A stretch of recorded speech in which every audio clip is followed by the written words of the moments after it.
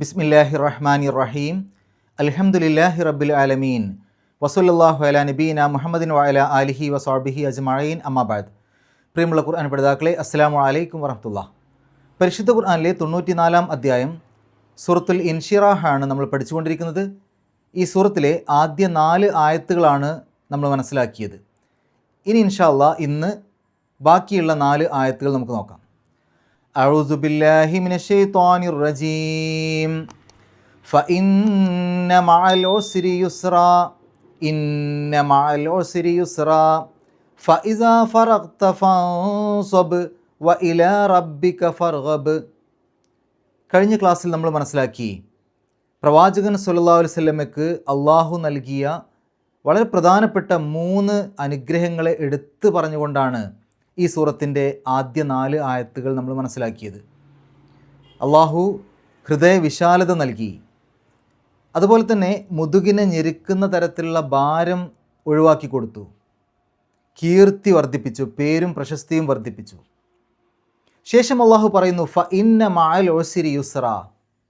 ഫ ഇന്ന, ഫ അപ്പോൾ, ഇന്ന തീർച്ചയായും, നിശ്ചയമായും, ഉറപ്പായും, മഅ കൂടെ, കൂടെയുണ്ട്, അൽ ഉസ്രി, ഉസ്ർ എന്ന് പറഞ്ഞാൽ പ്രയാസം, അൽ ഉസ്രി പ്രയാസത്തിൻ്റെ. അപ്പോൾ മഅൽ ഉസ്രി എന്ന് പറയുമ്പോൾ പ്രയാസത്തിൻ്റെ കൂടെയുണ്ട്, അല്ലെങ്കിൽ പ്രയാസത്തിൻ്റെ കൂടെയാണ്. യുസ്റൻ, യുസ്ർ എന്ന് പറഞ്ഞാൽ എളുപ്പം. ആ ഉസ്ർ എന്ന് പറഞ്ഞതിൻ്റെ നേരെ വിപരീതമാണ് യുസ്ർ. ഇത് ഏതാണ് അർത്ഥം അങ്ങോട്ടും ഇങ്ങോട്ടും മാറിപ്പോവാതിരിക്കാനുള്ളൊരു എളുപ്പമാർഗം, ഈ രണ്ടെണ്ണത്തിൽ ഏതാണ് പറയാൻ പ്രയാസം നോക്കിയാൽ മതി. ഉസ്ർ എന്ന് പറയുന്നതാണോ പ്രയാസം, യുസ്ർ എന്ന് പറയുന്നതാണോ പ്രയാസം? ഉസ്ർ അയിന് വെച്ചിട്ടില്ലേ, അപ്പോൾ അതിൻ്റെ അർത്ഥമാണ് പ്രയാസം. എളുപ്പത്തിൽ പറയാൻ പറ്റുന്നതിൻ്റെ അർത്ഥം എളുപ്പം. ഒന്നിച്ചായത്തിൻ്റെ അർത്ഥം ഫ ഇന്ന മഅൽ ഉസ്രി യുസ്റാ, അപ്പോൾ നിശ്ചയമായും പ്രയാസത്തിൻ്റെ കൂടെ എളുപ്പമുണ്ട്. അടുത്ത ആയത്ത് ഇന്ന മഅൽ ഉസ്രി യുസ്റാ. തൊട്ട് മുമ്പത്തെ ആയത്തിലുള്ള ആ ഫ എന്നുള്ളത് ഇവിടെ ഇല്ലയെന്നേ ഉള്ളൂ, ബാക്കിയുള്ള പദങ്ങളെല്ലാം ഒരേപോലെ തന്നെ. ഇന്ന നിശ്ചയമായും, മഅ കൂടെയുണ്ട്, അൽ ഉസ്രി പ്രയാസത്തിൻ്റെ, യുസ്റൻ എളുപ്പം, നിശ്ചയമായും പ്രയാസത്തിൻ്റെ കൂടെ എളുപ്പമുണ്ട്. അടുത്ത ആയത്ത് ഫഇദാ ഫറഗ്ത ഫൻസബ്. ഫ അപ്പോൾ, ഇദാ, ഇദാ എന്ന് പറഞ്ഞാൽ അങ്ങനെ ആയാൽ. ഇദാ എന്നുള്ളത് ചെറിയ സൂറത്തിൽ നമ്മൾ പഠിച്ചില്ലേ, ഇദാ ജാ നസ്റുല്ലാഹി, ഇദാ അങ്ങനെ ആയാൽ. ഫറഗ്ത, ഫറഗ എന്ന് പറഞ്ഞാൽ വിരമിച്ചു എന്നാണ്, ഒഴിവായി, വിരമിച്ചു എന്നൊക്കെ പറയാം. ഫറഗ്ത എന്ന് പറയുമ്പോൾ നീ വിരമിച്ചു, നീ ഒഴിവായി. അപ്പോൾ ഇസാ ഫറഗ്ത എന്ന് പറഞ്ഞാൽ നീ ഒഴിവായാൽ. വെറും ഫറഗ്ത എന്ന് മാത്രം പറഞ്ഞാൽ നീ ഒഴിവായി, അതിന് മുമ്പിൽ ഇതാ അങ്ങനെ ആയാൽ എന്നുള്ള അർത്ഥം ചേരുമ്പോൾ ഇതാ ഫറഗ്ത നീ ഒഴിവായാൽ. ഫൻസബ്, ഫ അപ്പോൾ, ഇൻസബ്, ആ ഫ എന്നുള്ളത് ഇൻസബിൻ്റെ കൂടെ ചേരുമ്പോൾ ഫൻസബ് എന്നാണ് പറയാം. നസബ എന്ന് പറഞ്ഞാൽ അധ്വാനിച്ചു, പരിശ്രമിച്ചു എന്നൊക്കെയാണ്. അതിൻ്റെ കൽപ്പനക്രിയ ഇൻസബ്, നീ പരിശ്രമിക്ക്, നീ അധ്വാനിക്ക്. ഫൻസബ് അപ്പോൾ നീ പരിശ്രമിക്കുക, അപ്പോൾ നീ അധ്വാനിക്ക്. അപ്പോൾ ഒന്നിച്ചായത്തിൻ്റെ അർത്ഥം ഫഇദാ ഫറഗ്ത ഫൻസബ്, താങ്കൾ ഒഴിവായാൽ, താങ്കൾക്ക് ഒഴിവ് കിട്ടിയാൽ അപ്പോൾ താങ്കൾ പരിശ്രമിക്കണം, താങ്കൾ അധ്വാനിക്കണം. അടുത്തായത് വ ഇല റബ്ബിക ഫർഗബ്. വ അത്തിഫിൻ്റെ വാവാണ്, എന്നർത്ഥത്തിൽ. അതുമാത്രമല്ല, ഇല, ഇല എന്ന് പറഞ്ഞാൽ ലേക്ക്, അതിലേക്ക്. റബ്ബിക്ക, റബ്ബ് നാഥൻ, റബ്ബിക്ക താങ്കളുടെ നാഥൻ. ഇല റബ്ബിക്ക താങ്കളുടെ നാഥനിലേക്ക്. ഇല എന്ന് പറഞ്ഞാൽ ലേക്ക്, റബ്ബ് നാഥൻ, ക താങ്കളുടെ. ഇല റബ്ബിക്ക താങ്കളുടെ നാഥനിലേക്ക്. ഫർഗബ്, ഫ അപ്പോൾ, ഇർഗബ്. റഗിബ എന്ന് പറഞ്ഞാൽ ആഗ്രഹം പ്രകടിപ്പിച്ചു, അല്ലെങ്കിൽ പ്രതീക്ഷ അർപ്പിച്ചു എന്നൊക്കെയാണ്. അതിൻ്റെ കൽപ്പനക്രിയയാണ് ഇർഗബ്. ഇർഗബ് എന്ന് പറയുമ്പോൾ താങ്കൾ ആഗ്രഹം പ്രകടിപ്പിക്കണം, അല്ലെങ്കിൽ താങ്കൾ ആഗ്രഹം പ്രകടിപ്പിച്ചു കൊള്ളുക, താങ്കൾ പ്രതീക്ഷിച്ചു കൊള്ളുക, താങ്കൾ പ്രതീക്ഷ അർപ്പിച്ചു കൊള്ളുക. അപ്പോൾ ആ തുടക്കത്തിലുള്ള അത്തിഫിൻ്റെ വാവ് ഇങ്ങോട്ട് ചേർത്ത് അവസാന ഭാഗത്തേക്ക് ചേർത്ത് അർത്ഥം പറയുന്നതാണ് കൂടുതൽ നന്നാവുക. വ ഇല റബ്ബിക ഫർഗബ് എന്ന് പറയുമ്പോൾ താങ്കൾ താങ്കളുടെ റബ്ബിലേക്ക് ആഗ്രഹം പ്രകടിപ്പിക്കുകയും ചെയ്യുക, അല്ലെങ്കിൽ താങ്കൾ താങ്കളുടെ റബ്ബിലേക്ക് പ്രതീക്ഷ അർപ്പിക്കുകയും ചെയ്യുക. ആ പ്രതീക്ഷ അർപ്പിക്കുകയും, ആ എന്നുള്ളത് ആ അവസാനത്തെ ഫർഗബിലേക്ക് ചേർത്തുകൊണ്ട് എന്ന് പറയുമ്പോഴാണ് നമുക്ക് ആ മലയാളത്തിൽ പറയുമ്പോൾ അർത്ഥം കൂടുതൽ ശരിയായി കിട്ടുക. വ ഇലാ റബ്ബിക ഫർഗബ്, അപ്പോൾ താങ്കൾ താങ്കളുടെ റബ്ബിലേക്ക് ആഗ്രഹം പ്രകടിപ്പിക്കുകയും ചെയ്യുക. ഇപ്പോൾ നമ്മൾ ഈ 4 ആയത്തുകളുടെ പദങ്ങൾ പരിചയപ്പെട്ടു. ഇനി നമുക്ക് വിശദീകരണത്തിലേക്ക് പോകാം. ഇവിടെ 5-ാമത്തെയും 6-ാമത്തെയും ആയത്തുകൾ ഒരേപോലെയാണ്. 5-ാമത്തെ ആയത്തിൽ തുടക്കത്തിലൊരു ഫ എന്നുള്ളത് അധികം വന്നു എന്ന് മാത്രം. ഇന്ന മഅൽ ഉസ്രി യുസ്റൻ എന്നുള്ളത് 2 സ്ഥലത്തുണ്ട്. നമ്മൾ മനസ്സിലാക്കേണ്ട ഒരു കാര്യം, ഒരേപോലെയുള്ള ആയത്തുകൾ പരിശുദ്ധ ഖുർആനിൽ പല സ്ഥലങ്ങളിലും ഉണ്ട്. പക്ഷേ അതിൻ്റെ ആശയം ഒരേപോലെ ആവില്ല. ഒരേ ആശയം മറ്റ് ഒരുപാട് സ്ഥലങ്ങളിൽ പറയൂല. പല സ്ഥലങ്ങളിൽ ആശയങ്ങൾ വ്യത്യസ്തമായിരിക്കും, ആയത്തുകളുടെ ഘടന ഒരേപോലെയാണെങ്കിലും. ഇപ്പോൾ ഇവിടെ ഫ ഇന്ന മഅൽ ഉസ്രി യുസ്റൻ, നിശ്ചയമായും പ്രയാസത്തിൻ്റെ കൂടെ എളുപ്പമുണ്ട് എന്ന് പറഞ്ഞിട്ട് പിന്നെന്തിനാണ് ഇന്ന മഅൽ ഉസ്രി യുസ്റൻ, പ്രയാസത്തിൻ്റെ കൂടെ എളുപ്പമുണ്ട് എന്ന് പിന്നെ പറയുന്നത്? 5-ാമത്തെയും 6-ാമത്തെയും ആയത്ത് അപ്പോൾ ഒരേപോലെയുള്ള ആയത്തായില്ലേ?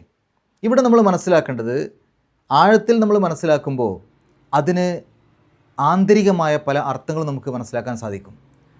ഒന്ന്, ഇന്ന മഅൽ ഉസ്രി യുസ്റൻ, അൽ ഉസ്രി എന്നാണ് 5-ാമത്തെയും 6-ാമത്തെയും ആയത്തെടുത്ത് നോക്കുകയാണെങ്കിൽ കാണാൻ പറ്റുക. അൽ ഉസ്രി, ഉസ്ർ എന്നുള്ളതിന് മുമ്പിൽ അലിഫ്ലാം ഉണ്ട്. എന്നാൽ യുസ്ർ എന്ന് പറയുമ്പോൾ അവിടെ അലിഫ്ലാം ചേർത്തിട്ടില്ല 2 ആയത്തുകളിലും. അപ്പോൾ ആദ്യ ആയത്തിൽ, ആ 5-ാമത്തെ ആയത്തിൽ പറഞ്ഞ പ്രയാസം ഉസ്ർ, അതുതന്നെയാണ് 6-ാമത്തെ ആയത്തിൽ പറഞ്ഞ ഉസ്ർ പ്രയാസം എന്ന് മനസ്സിലാക്കാൻ പറ്റും. 2 ആയത്തുകളിലും പ്രയാസം ഒരേ പ്രയാസം. എന്നാൽ 5-ാമത്തെ ആയത്തിലും 6-ാമത്തെ ആയത്തിലും യുസ്ർ പറഞ്ഞപ്പോൾ അലിഫ്ലാം ചേർക്കാതെയാണ് പറഞ്ഞത്. എന്താണ് തമ്മിൽ വ്യത്യാസം? അലിഫ്ലാം ചേർത്തിട്ടൊരു കാര്യം പറയുമ്പോൾ സ്പെസിഫിക് ആക്കിയിട്ട് പറയാം, മാരിഫ ആക്കിയിട്ട് പറയാമെന്ന് പറയും, ഏതെങ്കിലും ഒരു പ്രത്യേക എന്ന് പറയാൻ വേണ്ടിയിട്ട്. അപ്പോൾ എന്തെങ്കിലും ഒരു പ്രത്യേകമായ പ്രയാസത്തിൻ്റെ കൂടെ നിങ്ങൾക്ക് പലതരത്തിലുള്ള എളുപ്പങ്ങളുമുണ്ട്, പലതരത്തിലുള്ള സൗകര്യങ്ങളുമുണ്ട്. പ്രയാസം ഏതെങ്കിലും ഒന്നായിരിക്കും, എന്തെങ്കിലും ഒരു വിഷയത്തിലായിരിക്കും നമുക്കൊരു പ്രയാസം വന്നിട്ടുണ്ടാവുക. എന്നാൽ അതിനുള്ള പരിഹാരം, അതിനുള്ള സൗകര്യം, അതിൽ നിന്ന് രക്ഷപ്പെടാനുള്ള മാർഗം, അത് പല പല മാർഗങ്ങൾ അള്ളാഹു നമുക്ക് തുറന്നു തരും. അപ്പോൾ യുസ്ർ എന്നുള്ളത് അലിഫ്ലാം ചേർക്കാതെ പറയുമ്പോൾ അത് പലതും ഉണ്ട് എന്ന് മനസ്സിലാക്കാൻ പറ്റും.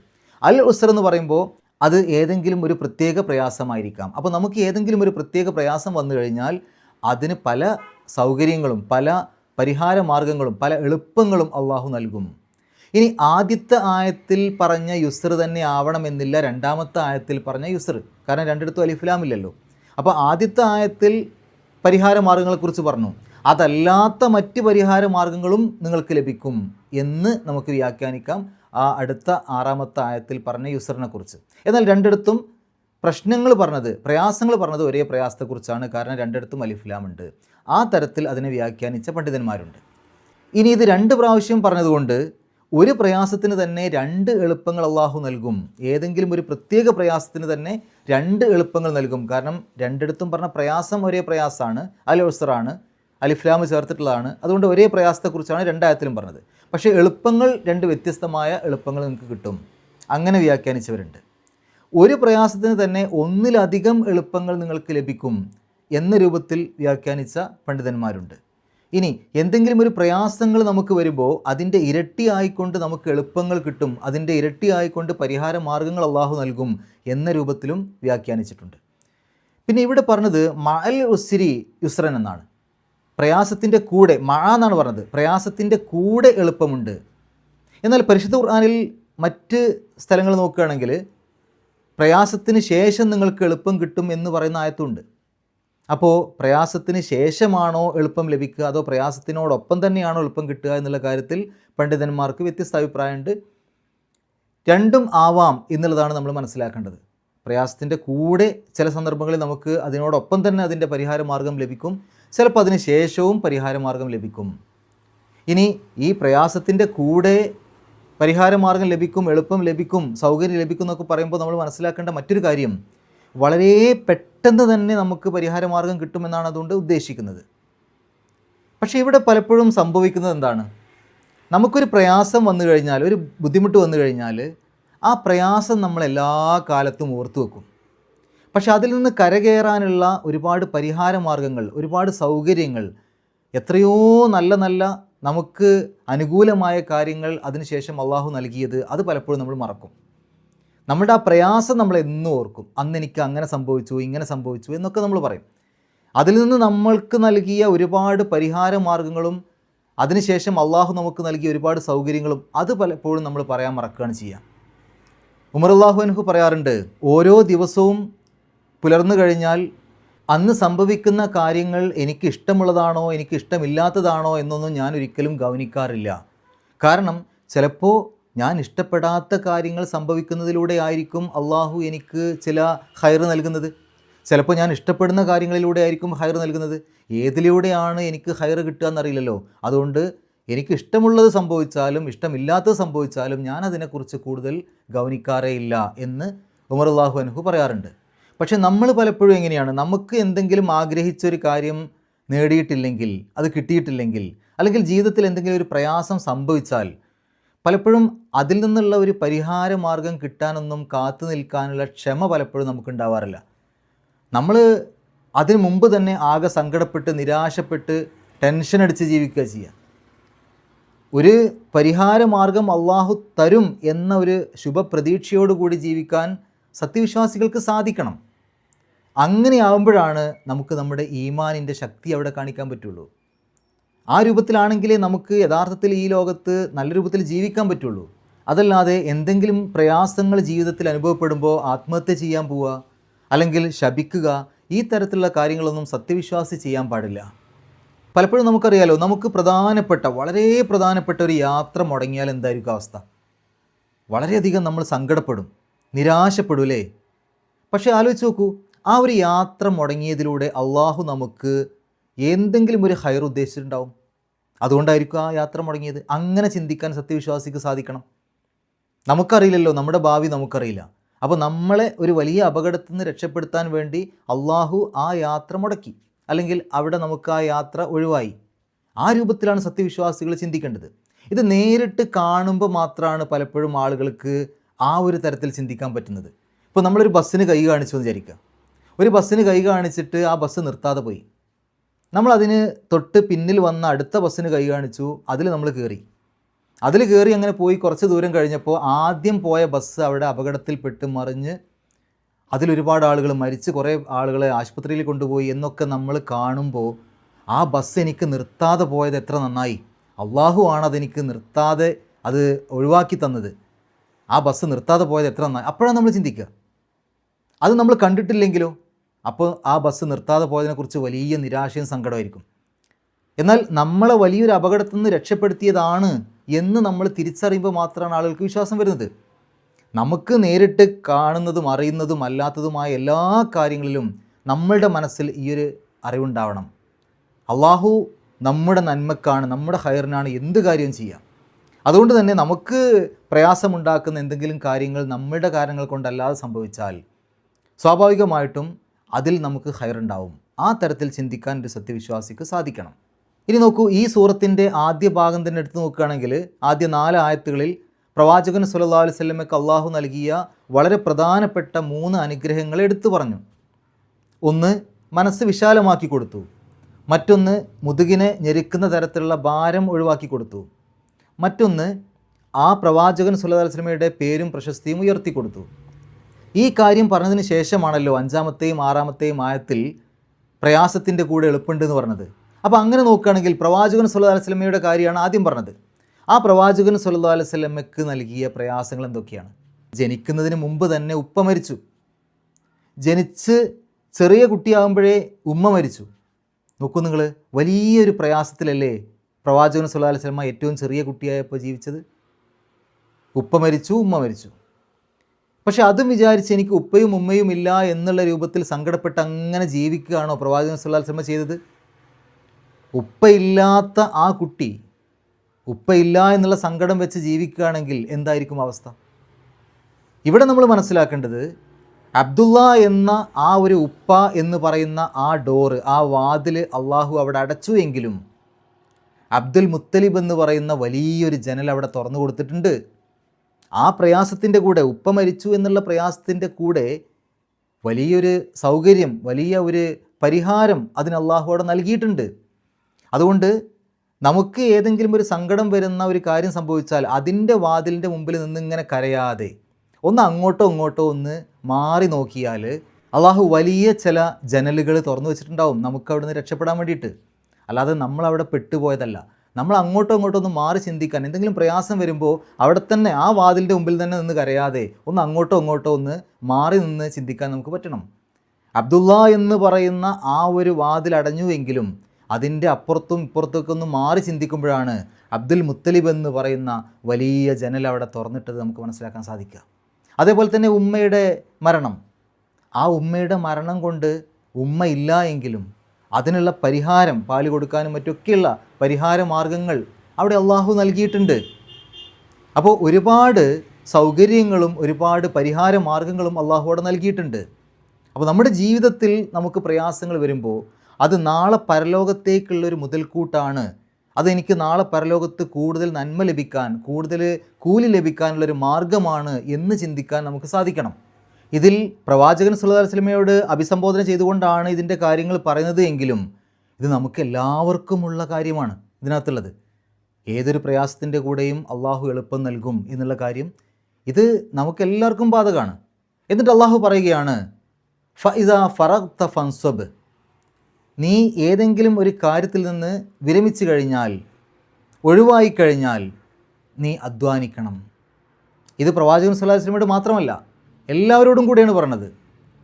എന്താണ് ഒഴിവായിക്കഴിഞ്ഞാൽ അധ്വാനിക്കണം എന്ന് പറഞ്ഞതിൻ്റെ ആശയം എന്താണ്? അതിനെക്കുറിച്ച് വ്യത്യസ്തമായ അഭിപ്രായങ്ങളുണ്ട്. ഒന്ന്, ഈ ഭൗതികമായ കാര്യങ്ങളിൽ നിന്ന് ഒഴിവായിക്കഴിഞ്ഞാൽ, ഭൗതികമായ തിരക്കുകളിൽ നിന്ന് ഒഴിവായിക്കഴിഞ്ഞാൽ അള്ളാഹുവിൻ്റെ മാർഗത്തിൽ ആരാധനാകർമ്മങ്ങളിൽ നമ്മൾ അധ്വാനിക്കണം. നേരെ തിരിച്ചും അടുത്തൊരാശയം, അതായത് ആരാധനാകർമ്മങ്ങളുടെ ആ തിരക്ക് കഴിഞ്ഞാൽ ഭൗതിക കാര്യങ്ങൾക്ക് വേണ്ടി അധ്വാനിക്കണം. മറ്റൊന്ന്, നിസ്കാരം നിർവഹിച്ചു കഴിഞ്ഞാൽ പ്രാർത്ഥനകളിൽ മുഴുകണം. മറ്റൊന്ന്, ജിഹാദിൽ നിന്ന് ഒഴിവായാൽ പ്രാർത്ഥനയിൽ മുഴുകണം. മറ്റൊന്ന്, ദഅവത്ത് കഴിഞ്ഞാൽ പിന്നീട് പാപമോചനത്തിന് വേണ്ടി തേടണം. അങ്ങനെയൊക്കെ പല രൂപത്തിലും ഇതിന് വിശദീകരണം നൽകിയിട്ടുണ്ട്. എന്തായാലും ഒരു കാര്യം ഉറപ്പാണ്, ഒരു സത്യവിശ്വാസി അവൻ വെറുതെ ഇരിക്കേണ്ടവനല്ല, അവൻ അധ്വാനിക്കേണ്ടവനാണ്. അള്ളാഹുവിൻ്റെ മാർഗത്തിൽ അധ്വാനിക്കണം, ഈ ലോകത്തും അധ്വാനിക്കണം, ജീവിക്കാനും അധ്വാനിക്കണം. നാളെ പരലോകത്തേക്ക് പരമാവധി ഇവിടെ വെച്ച് അധ്വാനിച്ചിട്ട് വേണം പോവാൻ. പ്രവാസികളൊക്കെ വിദേശ നാടുകളിൽ പോയി ജീവിക്കുമ്പോൾ അവർ അവിടെ എത്ര കാലമാണോ ജീവിക്കുന്നത് ആ കാലം അത്രയും അധ്വാനിക്കുന്നത് ഈ നാട്ടിലേക്ക് തിരിച്ചെത്തിയതിന് ശേഷം ഇവിടെ നല്ലൊരു ജീവിത സൗകര്യവും കാര്യങ്ങളും കിട്ടാനാണല്ലോ. അപ്പോൾ അവിടെ ഒരു പക്ഷേ ഓവർ ടൈമൊക്കെ എടുത്ത് ജീവിക്കും, കഷ്ടപ്പെടും, ഒരുപാട് കഷ്ടപ്പെടും. എന്നിട്ട് നാട്ടിലെത്തിക്കഴിഞ്ഞാൽ ഇവിടെ പ്രയാസമില്ലാതെ അദ്ദേഹത്തിനെ ആശ്രയിച്ച് ജീവിക്കുന്ന അദ്ദേഹത്തിൻ്റെ കുടുംബത്തിനും ബുദ്ധിമുട്ടില്ലാതെ ജീവിക്കാൻ വേണ്ടിയിട്ടാണ് അദ്ദേഹം അത്രയധികം കഷ്ടപ്പെടുന്നത് വിദേശത്ത് പോയിട്ട്. ഇതേപോലെ നമ്മളുടെ ഒരു വിദേശ നാടാണ് സത്യത്തിൽ ഇപ്പോൾ നമ്മൾ ജീവിക്കുന്ന ഈ ലോകം. ഇനി നമ്മുടെ യഥാർത്ഥ നാട് വരാനുണ്ട്, അത് പരലോകമാണ്. അവിടെ നമുക്ക് നല്ല രൂപത്തിൽ സുഖമായിട്ട് ജീവിക്കണം എന്നുണ്ടെങ്കിൽ ഇവിടെ നമ്മൾ കുറച്ചൊക്കെ ഒരു ഓവർ ടൈമൊക്കെ എടുത്ത് ജീവിക്കണം. നമ്മൾ നിസ്കാരമാണെങ്കിലും മറ്റുള്ള ആരാധനാകർമ്മങ്ങളാണെങ്കിലും ഒക്കെ കുറച്ച് അധികം ചെയ്യുക.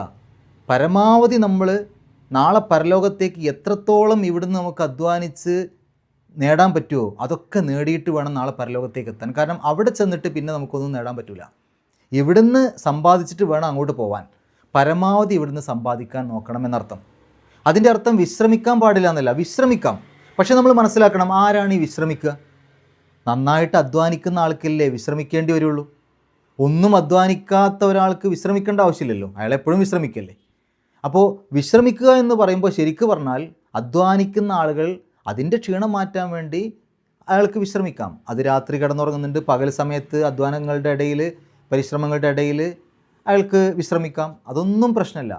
പക്ഷേ അധ്വാനിക്കേണ്ടവനാണ്, ഈ ലോകത്തിനും പരലോകത്തിനും വേണ്ടി അധ്വാനിക്കേണ്ടവനാണ് ഒരു സത്യവിശ്വാസി.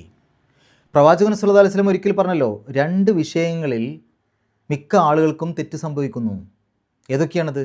ഒന്ന് ഒഴിവു സമയം, മറ്റൊന്ന് ആരോഗ്യം. ഒഴിവു സമയം ഫലപ്രദമായ രൂപത്തിൽ ഉപയോഗിക്കാതെ പല ആളുകളും അതിനെ നശിപ്പിക്കുകയാണ് ചെയ്യുന്നത്. അതേപോലെ തന്നെ ആരോഗ്യമുള്ള കാലത്ത് നല്ല കാര്യങ്ങൾ ചെയ്യാതെ പല ആളുകളും അത് ആ ഒരു ആരോഗ്യത്തെ നശിപ്പിക്കുകയാണ് ചെയ്യുന്നത്. എന്നിട്ട് ഒഴിവു സമയമൊക്കെ കഴിഞ്ഞ് നമ്മളൊരു തിരക്കിലേക്ക് എത്തിക്കഴിഞ്ഞാൽ നമുക്ക് ചിലപ്പോൾ തോന്നും, അത്രയും ഒഴിവ് കിട്ടിയ സമയത്ത് എനിക്ക് ഇങ്ങനെയൊക്കെ ചെയ്യാമായിരുന്നു. ആരോഗ്യമൊക്കെ പോയി, എല്ലാം ക്ഷീണിച്ച സമയത്ത് മനുഷ്യന് തോന്നും, ആ നല്ല ആരോഗ്യമുള്ള കാലത്ത് എനിക്ക് അങ്ങനെ ചെയ്താൽ മതിയായിരുന്നു, ഇങ്ങനെയൊക്കെ ആരാധനാകർമ്മങ്ങൾ ചെയ്താൽ മതിയായിരുന്നു, ഇപ്പം എന്നെക്കൊണ്ട് ഒന്നിനും പറ്റുന്നില്ല, അന്ന് എനിക്ക് അങ്ങനെ ചെയ്യാമായിരുന്നു എന്നിങ്ങനെ പരിതപിച്ചുകൊണ്ടിരിക്കും മനുഷ്യൻ. അപ്പോൾ ആരോഗ്യവും ഒഴിവ് സമയവും ഇത് ഒരു മനുഷ്യൻ വളരെയധികം ശ്രദ്ധിക്കേണ്ട ഒരു കാര്യമാണ്. അതിൽ പല ആളുകൾക്കും തെറ്റ് സംഭവിക്കും. എന്നിട്ട് ഈ സൂറത്ത് അള്ളാഹു അവസാനിപ്പിക്കുന്നത് വഇലാ റബ്ബിക ഫർഗബ്. വഇലാ റബ്ബിക, താങ്കളുടെ റബ്ബിലേക്ക്, ഫർഗബ്, താങ്കൾ പ്രതീക്ഷ അർപ്പിക്കുക, ആഗ്രഹങ്ങൾ പ്രകടിപ്പിക്കുക. ഇവിടെ നോക്കൂ, ഈ ആയത്ത് തുടങ്ങുന്നത് വഇലാ റബ്ബിക എന്ന് പറഞ്ഞിട്ടാണ്. ശരിക്ക് അറബിയിലെ പദപ്രയോഗം അനുസരിച്ച് ആ ഇലാ റബ്ബിക എന്ന് വരേണ്ടത് അവസാനമാണ്. ഫർഗബ് ഇലാ റബ്ബിക എന്നുള്ള രൂപത്തിലാണ് ശരിക്ക് വരേണ്ടത്. പക്ഷേ എന്തുകൊണ്ട് ഇലാ റബ്ബിക എന്നുള്ളതിനെ ആദ്യം കൊണ്ടുപോയി കൊടുത്തു? അതിനെക്കുറിച്ച് ഖുർആൻ വ്യാഖ്യാതാക്കൾ പറയുന്നത് ഇലാ റബ്ബിക എന്നുള്ളതിന് അത്രയധികം പ്രാധാന്യമുണ്ട്. താങ്കളുടെ റബ്ബിലേക്ക്, ആ റബ്ബിലേക്ക് എന്നുള്ളതിന് പ്രാധാന്യമുണ്ട്. അപ്പോൾ ആഗ്രഹങ്ങൾ സമർപ്പിക്കുന്നതും എല്ലാ കാര്യങ്ങളും അള്ളാഹുവിലേക്കായിരിക്കണം. ആ അള്ളാഹുവിലേക്ക് എന്നുള്ള വിഷയത്തിന് വളരെയധികം പ്രാധാന്യമുണ്ട്. മറ്റെവിടെയെങ്കിലും കൊണ്ടുപോയിട്ട് ആഗ്രഹങ്ങൾ സമർപ്പിക്കരുത്, മറ്റെവിടെയെങ്കിലും കൊണ്ടുപോയിട്ട് നമ്മളുടെ ഇത്തരം കാര്യങ്ങൾ, പ്രതീക്ഷകൾ അർപ്പിക്കരുത്. അള്ളാഹുവിലേക്കായിരിക്കണം. അതുകൊണ്ടാണ് ആ അള്ളാഹുവിലേക്ക് എന്നുള്ളതിനെ ആദ്യം പറഞ്ഞത്. അപ്പോൾ വഇലാ റബ്ബിക, താങ്കളുടെ റബ്ബിലേക്ക്, നമ്മുടെ എല്ലാവരോടുള്ള കൽപ്പനയാണ്, പ്രവാചകൻ സ്വല്ലല്ലാഹു അലൈഹി വസല്ലമയോട് മാത്രമല്ല. അപ്പോൾ നമ്മൾ നമ്മുടെ പ്രതീക്ഷ അർപ്പിക്കേണ്ടത്, നമ്മുടെ ആഗ്രഹങ്ങൾ പ്രകടിപ്പിക്കേണ്ടത് അള്ളാഹുവിനോടായിരിക്കണം. എന്ത് പ്രതീക്ഷ അല്ലെങ്കിൽ എന്ത് ആഗ്രഹങ്ങൾ എന്നിവിടെ പറഞ്ഞിട്ടില്ല. അതുകൊണ്ട് നമുക്ക് മനസ്സിലാക്കാം, എല്ലാ ആഗ്രഹങ്ങളും എല്ലാ പ്രതീക്ഷകളും അത് മുഴുവൻ അള്ളാഹുവിലേക്കാണ് നമ്മൾ സമർപ്പിക്കേണ്ടത്, അല്ലെങ്കിൽ അള്ളാഹുവിൽ നിന്നാണ് നമ്മളത് പ്രതീക്ഷിക്കേണ്ടത്. നമ്മൾ എന്തെങ്കിലും ഒരു കാര്യം പ്രാർത്ഥിച്ചാൽ ആ പ്രാർത്ഥന സ്വീകരിക്കും എന്നുള്ള ബോധ്യം നമുക്ക് ഉണ്ടായിരിക്കേണ്ടത് അള്ളാഹു സ്വീകരിക്കും എന്നുള്ള ബോധ്യമാണ്. അതിനൊരു മറുപടി കിട്ടും, അത് അള്ളാഹു നൽകും എന്നുള്ള ബോധ്യമാണ് നമുക്ക് ഉണ്ടായിരിക്കേണ്ടത്. അത് അള്ളാഹു സ്വീകരിക്കും, അള്ളാഹു അതിന് മറുപടി നൽകും. ആ രൂപത്തിൽ അള്ളാഹുവിലേക്കാണ് നമ്മൾ നമ്മുടെ എല്ലാ ആഗ്രഹങ്ങളും പ്രതീക്ഷകളും ഒക്കെ നമ്മൾ നൽകേണ്ടത് അള്ളാഹുവിലേക്കാണ്. അപ്പോൾ നമ്മളൊരു കാര്യം ചെയ്യുമ്പോൾ, ഒരു പ്രാർത്ഥനയാവട്ടെ എന്താവട്ടെ, ഒരു കാര്യം ചെയ്യുമ്പോൾ അത് അള്ളാഹു സ്വീകരിക്കണമെന്ന ആഗ്രഹം നമുക്കുണ്ടായിരിക്കണം, അതിൻ്റെ പ്രതിഫലം ലഭിക്കണമെന്ന ആഗ്രഹം നമുക്കുണ്ടായിരിക്കണം. ഈ ആഗ്രഹങ്ങളൊക്കെ സമർപ്പിക്കേണ്ടത് അള്ളാഹുവിലേക്കാണ്. അപ്പോൾ ഈ സൂറത്ത് ഒന്നിച്ചെടുത്ത് നോക്കുകയാണെങ്കിൽ ആദ്യ 4 ആയത്തുകളിലൂടെ അള്ളാഹു പ്രവാചകൻ സ്വല്ലല്ലാഹു അലൈഹി വസല്ലമക്ക് നൽകിയ ചില അനുഗ്രഹങ്ങൾ എടുത്തു പറഞ്ഞതിന് ശേഷം പിന്നീടുള്ള ആയത്തുകളിൽ പ്രയാസത്തിൻ്റെ കൂടെ എളുപ്പമുണ്ടാകുമെന്നും ഒരു കാര്യത്തിൽ നിന്ന് ഒഴിവായിക്കഴിഞ്ഞാൽ മറ്റൊരു കാര്യത്തിൽ അധ്വാനിക്കണമെന്നും ആഗ്രഹങ്ങളും പ്രതീക്ഷകളുമൊക്കെ അള്ളാഹുവിലേക്കായിരിക്കണമെന്നുള്ള കാര്യങ്ങളാണ് പിന്നീടുള്ള ആയത്തുകളിൽ അവസാന ഭാഗങ്ങളിൽ പറയുന്നത്. ഇത് സത്യവിശ്വാസികളെ സംബന്ധിച്ചിടത്തോളം വളരെ വലിയ ആശ്വാസം ലഭിക്കുന്നൊരു സൂറത്ത് കൂടിയാണ്. നോക്കൂ നിങ്ങൾ, നമ്മുടെ ഏത് പ്രയാസത്തിൻ്റെയും കൂടെ എളുപ്പമുണ്ട്, അതിൽ നിന്നൊക്കെ നമുക്ക് കൂലി ലഭിക്കും. ആ പ്രയാസത്തിൻ്റെ കൂടെയുള്ള എളുപ്പത്തെ നമ്മൾ മനസ്സിലാക്കിയാൽ മതി. അള്ളാഹു അതിൻ്റെ കൂടെ നമുക്ക് എളുപ്പം നൽകും. ഏത് പ്രയാസമാവട്ടെ അതിൻ്റെ കൂടെ എളുപ്പമുണ്ട് എന്നുള്ളത് അള്ളാഹുവാണ് പറയുന്നത്. അപ്പോൾ നമുക്ക് എന്തൊരു പ്രയാസം വന്നു കഴിഞ്ഞാലും ഒരു സത്യവിശ്വാസിയെ സംബന്ധിച്ചിടത്തോളം അതിൽ ആശ്വാസം കണ്ടെത്താൻ ഈ സൂറത്ത് മാത്രം പോരെ. അതുകൊണ്ട് ആ രൂപത്തിൽ ഇത് മനസ്സിലാക്കുക, പഠിക്കുക, ജീവിതത്തിൽ പകർത്തുക. ഇത് വായിച്ചതിന് ശേഷം, ഇതൊക്കെ പഠിച്ചതിന് ശേഷം പിന്നെയും പ്രയാസം വരുമ്പോൾ നമ്മളൊരു പരിധിക്കപ്പുറം സങ്കടപ്പെട്ട് ആകെ നിരാശപ്പെട്ട് ജീവിതം അവസാനിപ്പിക്കുകയാണെങ്കിൽ പിന്നെ ഈ സൂറത്ത് ആ വ്യക്തി മനസ്സിലാക്കിയിട്ടില്ല എന്നല്ലേ അതിൻ്റെ അർത്ഥം. അതുകൊണ്ട് ഈ സൂറത്ത് നമ്മുടെ ജീവിതത്തിൽ ഉണ്ടായിരിക്കണം. നമുക്ക് ഈ ആയത്തുകളിൽ വന്ന പാരായണ നിയമങ്ങൾ നോക്കാം. ഫ ഇന്ന, നൂനിൻ്റെ ശബ്ദ മണിക്കുക, മഅൽ ഉസ്രി യുസ്ര, യുസ്റൻ എന്നാണ്. അവിടെ പാരായണം നിർത്തുമ്പോൾ യുസ്ര എന്ന് പറഞ്ഞിട്ടാണ് നിർത്തുക.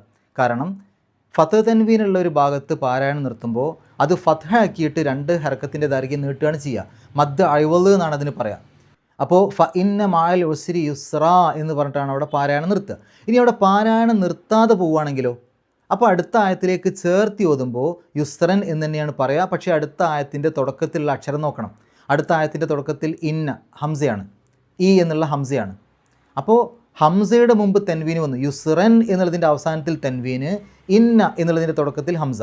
അപ്പോൾ തെൻവീനിന് ശേഷം ഹംസ. അങ്ങനെ വരുമ്പോൾ അവിടെ ഇൽഹാറാണ് നിയമം. അപ്പോൾ യുസ്റൻ, എൻ എന്നുള്ള ശബ്ദം പുറത്തേക്ക് കേൾക്കണം അവിടെ ചേർത്തി ഓതുമ്പോൾ. അപ്പോൾ അവിടെ നിർത്തി ഓതുകയാണെങ്കിൽ ഫ ഇന്ന മഅൽ ഉസ്രി യുസ്ര, ചേർത്തി ഓതുകയാണെങ്കിൽ ഫ ഇന്ന മഅൽ ഉസ്രി യുസ്റൻ, ഇന്ന യുസ്റൻ, എൻ എന്നുള്ള ശബ്ദം പുറത്തേക്ക് കേൾക്കുന്ന രൂപത്തിലാണ് ചേർത്തി ഓതുമ്പോൾ ഓതുക. ഇന്ന മഅൽ, അവിടെ നൂൻ്റെ ശബ്ദം മണിക്കുക. ഇന്ന മഅൽ ഉസ്രി യുസ്ര, അവിടെയും യുസ്ര എന്നുള്ളത്. പിന്നെ അതിന് ശേഷം ഫ ഇദ, അവിടെ തുടക്കത്തിൽ ഫ ആണ്. അപ്പോൾ ഇവിടെ നിർത്താതെ ഓതുകയാണെങ്കിലോ, യുസ്രൻ എന്ന് കഴിഞ്ഞിട്ട്. അങ്ങനെയാകുമ്പോൾ യുസ്രൻ എന്നുള്ളതിൻ്റെ അവസാനത്തിൽ തെൻവീന്, ശേഷം അടുത്ത ആയത്തിൻ്റെ തുടക്കത്തിൽ ഫാഇൻ്റെ മുമ്പ് തെൻവീന് വരുമ്പോൾ ഇഖ്ഫ ആണ് നിയമം, മറച്ചു വെച്ചുകൊണ്ട് മണിക്കുക അല്ലെങ്കിൽ അവ്യക്തമാക്കി മണിക്കുക. അപ്പോൾ യുസ്ര ഫഇദ, യുസ്ര ഫഇദ, ഫഇദ ഫറഖ്ത ഫാൻസബ്, സ്വാദിൻ്റെ മുമ്പ് സുക്കൂനിലെ നൂന് വന്നു, ഇഖ്ഫ ചെയ്യുക, മറച്ചു വെച്ചുകൊണ്ട് മണിക്കുക അല്ലെങ്കിൽ അവ്യക്തമാക്കി മണിക്കുക. അപ്പോൾ ഫൻ എന്ന് പറയില്ല, ഫാൻസബ്, അവ്യക്തമാക്കി നൂനെ പറയാം, ഫാൻസബ്. ഫൻസബ് എന്നുള്ളതിൻ്റെ അവസാനത്തിൽ നോക്കൂ, സുക്കൂനുള്ള ബ ആണ്. ബാഇന് സുക്കൂന് വന്നാൽ അതിനെ എടുത്ത് പറയണം, വെളിവാക്കി കേൾക്കുന്ന രൂപത്തിൽ പറയണം. അവിടെ ഫൻസബ് എന്ന് പറഞ്ഞാൽ പോരാ, ഫൻസബ്, ബ് എന്നുള്ള ശബ്ദം പുറത്തേക്ക് കേൾക്കണം. കൽക്കലത്തിൻ്റെ അക്ഷരം എന്നാണ് അതിന് പറയുക. 5 അക്ഷരങ്ങളാണ് ആ തരത്തിലുള്ളത്. കുത്തുബുജദ് എന്ന് ഓർത്താൽ മതി. ഖാഫ്, ത്വാ, ബാ, ജീമ്, ദാല്. ഈ 5 അക്ഷരങ്ങളിൽ ഏത് അക്ഷരത്തിന് സുക്കൂന് വന്നാലും അവിടെ നമ്മൾ അതിനെ വെളിവാക്കി പറയണം. അപ്പോൾ ഫൻസബ്. വ ഇല റബ്ബിക ഫർഗബ്, അവിടെയും അവസാനത്തിൽ സുക്കൂനുള്ള ബ ആണ്. ആ സുക്കൂനുള്ള ബാഇനെയും പറയുമ്പോൾ ഒന്ന് വെളിവാക്കി പറയാം, ഫർഗബ് എന്നുള്ള രൂപത്തിൽ. പക്ഷേ ഇനി അവിടെ നിർത്താതെ പോവുകയാണെങ്കിൽ അവിടെ ഫർഗബിന് നോക്കൂ നിങ്ങൾ, ആ ഒരു പുള്ളി മാത്രമല്ലേ ഉള്ളൂ, സുക്കൂൻ ഇട്ടിട്ടില്ലല്ലോ. അതെന്തുകൊണ്ടാണ്?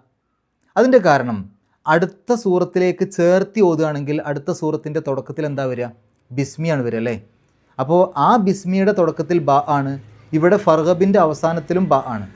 അങ്ങനെ നിർത്താതെ അടുത്ത സൂറത്തിലേക്ക് ചേർത്തി ഓതുമ്പോൾ ഫർഗബ് ബിസ്മി, ഫർഗബ് ബിസ്മി, 2 ബാകൾ അടുത്തടുത്ത്, ഈ ആദ്യത്തെ ബാഇന് സുക്കൂന്. അങ്ങനെ ആകുമ്പോൾ രണ്ടും കൂടെ ചേർത്ത് ശബ്ദുള്ള രൂപത്തിൽ ഫർഗബ് ബിസ്മി എന്ന രൂപത്തിലാണ് പറയുക. അതുകൊണ്ടാണ് ഇവിടെ വെറും പുള്ളി മാത്രം ഇട്ടത്, അടുത്ത സൂറത്തിലേക്ക് ചേർത്തി ഓതുന്ന ആളുകൾക്ക് ആ രൂപത്തിൽ അവിടെ ചേർത്തി ഓതാൻ വേണ്ടിയിട്ട്. എന്നാൽ അവിടെ നിർത്തുകയാണെങ്കിൽ അവിടെ സുക്കൂനാണെന്ന് മനസ്സിലാക്കണം, ഫർഗബ് എന്ന് പറഞ്ഞിട്ട് ബ് എന്നുള്ള ശബ്ദം വെളിവായി കേൾക്കുന്ന രൂപത്തിൽ നിർത്തണം. ചില മുസ്ഹഫുകളിൽ ഈ ഒരു സൂറത്തിൻ്റെ തുടക്കത്തിൽ ഒരു പൂവ് പോലെയുള്ള ഒരു അടയാളം കാണാൻ പറ്റും, ഒരു നക്ഷത്രം പോലെ അല്ലെങ്കിൽ പൂവ് പോലെയുള്ള അടയാളം. എന്താണ് അതുകൊണ്ട് ഉദ്ദേശിക്കുന്നത്? നമുക്കറിയാം ഈ സൂറത്ത് 30-ാം ജുസിലെ ഒരു സൂറത്താണല്ലോ ഇപ്പോൾ നമ്മൾ പഠിക്കുന്ന സൂറത്ത്. 30-ാം ജുസിനെ നമുക്ക് 2 ഭാഗമായിട്ട് തിരിക്കാം, 2 ഹിസ്ബുകൾ എന്ന് പറയും. അതായത് 59-ാം ഹിസ്ബും 60-ാം ഹിസ്ബും ആയിട്ടാണ് ഇതിനെ പറയാം. 1-ാമത്തെ ജുസ് 2 ഭാഗമാകുമ്പോൾ അതിൽ ആദ്യ ഹിസ്ബും 2-ാം ഹിസ്ബും അതിനകത്ത് വരും. അതുപോലെ 30-ാം ജുസിനെ 2 ഭാഗമാക്കുമ്പോൾ 59-ാം ഹിസ്ബും 60-ാം ഹിസ്ബും, ആകെ 30 ജുസ് 60 ഹിസ്ബ്. 30 ജുസ് ആകുമ്പോൾ ഓരോ ജുസും 2 ആയാൽ 60 ഹിസ്ബാണല്ലോ ഉണ്ടാവുക. അപ്പോൾ ഈ 30-ാം ജുസ് 2 ഹിസ്ബുകൾ ചേർന്നതാണ് 59-ാം ഹിസ്ബും 60-ാം ഹിസ്ബും. 59-ാം ഹിസ്ബ് എന്ന് പറഞ്ഞാൽ 30-ാം ജുസിൻ്റെ ആദ്യ ഭാഗം, അത് സൂറത്ത് നബ മുതൽ സൂറത്ത് താരിഖ് വരെയാണ്. പിന്നെ 30-ാം ജുസിൻ്റെ 2-ാമത്തെ ഭാഗം, അത് സൂറത്തുൽ അഅല മുതൽ സൂറത്ത് നാസ് വരെയാണ്. ഇതിൽ ഈ 2-ാമത്തെ ഭാഗം എന്ന് പറഞ്ഞില്ലേ, സൂറത്തുൽ അഅല മുതൽ സൂറത്ത് നാസ് വരെയുള്ള, അതിൻ്റെ പകുതി കഴിഞ്ഞു എന്നാണ് ഈ ഒരു അടയാളത്തിൻ്റെ അർത്ഥം. ഈ ഒരു സൂറത്ത് അതിൻ്റെ 2-ാം പകുതിയുടെ തുടക്കമാണ്. അലം നശ്റയിലൊക്കെ മുതലാണ് 2-ാം പകുതി. ഏതിൻ്റെ? 30-ാം ജുസിൻ്റെ 2-ാമത്തെ ഹിസ്ബ് ഉണ്ടല്ലോ, 60-ാം ഹിസ്ബ്. ആ 60-ാം ഹിസ്ബിൻ്റെ പകുതി, ഒരു റുബ് എന്നൊക്കെ പറയാം. അപ്പോൾ ആ ഒരു 60-ാം ഹിസ്ബിൻ്റെ പകുതി ഇവിടെ മുതലാണ് തുടങ്ങുന്നത് എന്ന് സൂചിപ്പിക്കാനാണ് ആ ഒരു അടയാളം അവിടെ കൊടുത്തിട്ടുള്ളത്. ഇനി നമുക്ക് ഈ സൂറത്തിൻ്റെ പാരായണം കേൾക്കാം, ശേഷം ഗ്രാമർ പറയാം. അഊദു ബില്ലാഹി മിനശ് ശൈത്വാനിർ റജീം. ബിസ്മില്ലാഹിർ റഹ്മാനിർ റഹീം. അലം നശ്റഹ് ലക സദ്റക ووضعنا عنك وزرك الذي أنقض ظهرك ورفعنا لك ذكرك فإن مع العسر يسرا إن مع العسر يسرا فإذا فرغت فانصب وإلى ربك فارغب. ഗ്രാമർ നോക്കുകയാണെങ്കിൽ ഫ ഇന്ന മഅൽ ഉസ്രി യുസ്റൻ, അവിടെ ഇന്ന എന്നുള്ളൊരു പദം വന്നു. ഇന്ന വന്നു കഴിഞ്ഞാൽ ഇന്ന എന്തിനെക്കുറിച്ചാണോ പറയുന്നത് അതിനെ ഇന്നയുടെ ഇസ്മെന്ന് പറയും. ഇന്നയുടെ ഇസ്മിന് എപ്പോഴും ഇറാബ് നെസ്ബായിരിക്കും, ഇന്നല്ലാഹ എന്നാണ് പറയാം. അപ്പോൾ ഇവിടെ ഇന്നയുടെ ഇസ്മായിട്ട് ഏതാ വന്നതെന്നറിയോ? ഇന്ന യുസ്റൻ എന്നാണ് ശരിക്ക്. ഇന്നയുടെ ഇസ്മ് ഇന്നയോട് ചേർന്നാണ് സാധാരണ വരിക, പക്ഷേ ഇവിടെ അങ്ങനെയല്ല. ആ യുസ്റൻ എന്നുള്ളതിൻ്റെ മുമ്പായിട്ട് മഅൽ ഉസ്രി എന്ന് കയറി വന്നു. ശരിക്ക് ഇന്ന യുസ്റൻ എന്നാണ്. ആ ഇന്നയുടെ ഇസ്മായിട്ട് വന്നത് യുസ്രൻ എന്നാണ്. അതുകൊണ്ട് യുസ്രൻ എന്നുള്ളതിന് നെസ്ബ് കിട്ടി. അതുകൊണ്ടാണ് യുസ്രൻ ഫത്തതൻവിനിട്ട് എഴുതിയത്. അതിൻ്റെ ഇടയിൽ മഅൽ ഉസ്രി എന്ന് വന്നു എന്ന് മാത്രം. ഇനി അടുത്ത ഭാഗം എടുത്താൽ, അടുത്ത ആയത്തെടുത്താൽ അവിടെ അങ്ങനെ തന്നെ ഇന്ന മഅൽ ഉസ്രി യുസ്രൻ, ഇന്ന യുസ്രൻ എന്നാണ്. അപ്പോൾ ഇന്നയുടെ ഇസ്മായിട്ട് വന്നത് യുസ്രൻ എന്നുള്ളതാണ് ഈ രണ്ട് ആയത്തുകളിലും. ഫഇസ ഫറഗ്ത ഫൻസുബ്, ആ ഫൻസുബ് എന്നുള്ളത് അമ്രാണ്, കൽപ്പനക്രിയയാണ്. ഇലാ റബ്ബിക്ക, ഇലാ റബ്ബിക്ക, ഇലാ എന്ന് വന്നു കഴിഞ്ഞാൽ അതിന് ശേഷം വരുന്ന ഇസ്മുകൾക്ക് ജറ് കിട്ടും. സാധാരണ കെസർ കൊണ്ടോ കെസർ തൻവീനോടാണ് സൂചിപ്പിക്കുക. അപ്പോൾ ഇലാ റബ്ബു എന്ന് പറയില്ല, ഇലാ റബ്ബി എന്നാണ് പറയുക. റബ്ബിന് കെസറിടാനുള്ള കാരണം ഇലാ വന്നതുകൊണ്ടാണ്. ഇലാ ഹർഫ് ജറാണ്. ഫർഗബ്, നേരത്തെ ഫൻസബ് പറഞ്ഞ പോലെ ഫർഗബ് എന്നുള്ളതും കൽപ്പനക്രിയയാണ്, അമ്രാണ്. ഇവിടെയും നോക്കൂ നിങ്ങൾ, ഫൻസബ് എഴുതിയപ്പോഴും ഫർഗബ് എഴുതിയപ്പോഴും ഇർഗബ് എന്നാണ് ശരിക്കും ഇവിടെ. നേരത്തെ ഇൻസബ് എന്നായിരുന്നു. ആ ഇൻസബിൻ്റെ സമയത്തും ഇർഗബിൻ്റെ സമയത്തും അതിൻ്റെ തുടക്കത്തിലൊരു അക്ഷരം ഫ വന്നു. അങ്ങനെ ഫ വന്നപ്പോൾ പിന്നീട് ആ തുടക്കത്തിലുള്ള ഇ എന്നുള്ളതിൻ്റെ ഉച്ചാരണം പോയി. അപ്പോൾ അവിടെ ഫ എന്നില്ലാതിരിക്കുക, ഫർഗബിൻ്റെ മുമ്പിൽ ഫ എന്നില്ലാതിരിക്കുക. അങ്ങനെയാണെങ്കിൽ എങ്ങനെയാണ് പറയുക? ഇർഗബ് എന്നാണ് പറയാം. ഇ എന്ന് പറയണം, തുടക്കത്തിൽ ഇ, ഇർഗബ്. അതേസമയത്ത് അതിൻ്റെ മുമ്പിൽ ഫ വന്നപ്പോൾ ഫ ഇർഗബ് എന്ന് പറയില്ല. ആ തുടക്കത്തിലുള്ള ഇ, അത് ഹംസത്ത് വസ്ൽ എന്നാണ് പറയാം. ഹംസത്ത് വസ്ലിൻ്റെ പ്രത്യേകത, അത് വെച്ചിട്ട് തുടങ്ങുകയാണെങ്കിൽ അതിന് ഉച്ചാരണം കിട്ടും. എന്നാൽ അതിൻ്റെ തൊട്ട് മുമ്പ് വേറെ ഏതെങ്കിലും അക്ഷരങ്ങൾ വന്നാൽ അതിൻ്റെ ഉച്ചാരണം പോകും. അപ്പോൾ ഫ ഇർഗബ് എന്ന് പറയില്ല, ഫർഗബ്. ഫ എന്ന് വന്നതോടുകൂടി ആ ഹംസത്ത് വസ്ലിൻ്റെ ഉച്ചാരണം പോയി. പിന്നെ നേരെ റ പറയേണ്ടുള്ളൂ, ഫർഗബ്. അതേസമയത്ത് ഫ ഇല്ലായിരുന്നുവെങ്കിൽ ഇർഗബ് എന്ന് പറയണം. എങ്ങനെയാണ് ആ കൽപ്പനക്രിയ വന്നത്? റഗിബ യർഗബു, യർഗബു എന്നുള്ളതിൽ നിന്നാണ് ഇർഗബ് ഉണ്ടായത്. യർഗബു എന്നുള്ളതിൻ്റെ അവസാനത്തെ ബ ഇന് സുക്കൂന് കൊടുത്തു. അപ്പോൾ യർഗബു എന്നുള്ളതിൻ്റെ അവസാനത്തെ ആ ലമ്മ്, ബാഇൻ്റെ ലമ്മ് മാറ്റി സുക്കൂനാക്കി. അതേപോലെ തന്നെ തുടക്കത്തിലുള്ള യാഇനെ മാറ്റി ഹംസ കൊടുത്തു. എന്നിട്ട് ഇർഗബ് എന്നാക്കി. അപ്പോൾ ഇർഗബു എന്നുള്ളതാണ് ഇർഗബായത്. അതായത് മുളാരി ആയിട്ടുള്ള ക്രിയയിൽ നിന്നാണ് കൽപ്പനക്രിയ ഉണ്ടാക്കുക എന്നർത്ഥം. ഇത്രയും കാര്യങ്ങളാണ് ഈ സൂറത്തിലൂടെ നമ്മൾ മനസ്സിലാക്കേണ്ടത്. അള്ളാഹു പരിശുദ്ധ ഖുർആൻ ഏറ്റവും നല്ല രൂപത്തിൽ പഠിക്കുവാനും അത് ജീവിതത്തിൽ പകർത്തുവാനും കഴിവിൻ്റെ പരമാവധി മറ്റുള്ള ആളുകൾക്ക് എത്തിച്ചു കൊടുക്കുവാനുമുള്ള സന്മനസ്സും തൗഫീക്കും സൗഭാഗ്യവും നമുക്ക് ഏവർക്കും പ്രദാനം ചെയ്യുമാറാകട്ടെ. വാഹിർ ദവാന അൽഹംദുലില്ലാഹി റബ്ബിൽ ആലമീൻ. അസ്സലാമു അലൈക്കും വറഹ്മത്തുള്ളാഹി.